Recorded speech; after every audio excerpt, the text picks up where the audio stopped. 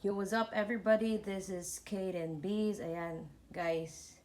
So, right now, naglilinis ako, nagde-declutter ako, and then may isa akong nakitang Watson's bag na ganito. Punong-puno ng ganyan. Kasi naalala ko pala, nilalagay ko pala sa isang malaking Watson's bag, paper bag, yung mga ganito. Ayan.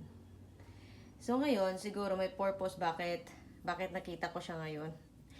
Ito yung proof na online seller ka / affiliate marketer ka. So ayan, ito yung proof. So I know maraming nakaka-relate nito. At actually guys, may hindi pa ako nabuksan LBC, ayan, GNT. Ito, and then yan yung mga ano natin, yung mga hindi natin nabuksan.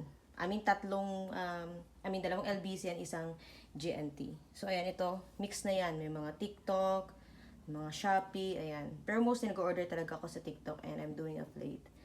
And ayan, guys. So, ito yung proof na kahit paunti-unti at least, 'di ba?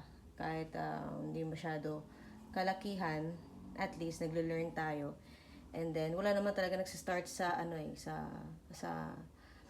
sa malakihan at padamihan. So, ayan. Konti pa lang to. Pero itatapon ko na to. Nakita ko lang talaga siya sa Watson's paper bag. So, ayan guys. So, I know maraming nakaka-relate nito. So, if ikaw, same din sa situation namin. So, pagpatuloy ka lang. And tuloy-tuloy lang tayo. Kahit wala pang earning, tuloy-tuloy lang. Yan talaga nagsastart tayo sa scratch. So, ayan. Actually guys, hindi to siya free sample. Kumbaga, kapag nag-order ako, ina-affiliate ko siya para hindi sayang. So, kapag may nagustuhan akong dress, i-order ko siya and then i-affiliate ko siya. So, ito yung mga na-order natin. Actually, hindi pa yung iba dito. Wala pa yung iba eh. Ito, nakita pa ulit ako. Madami pa. So, yan.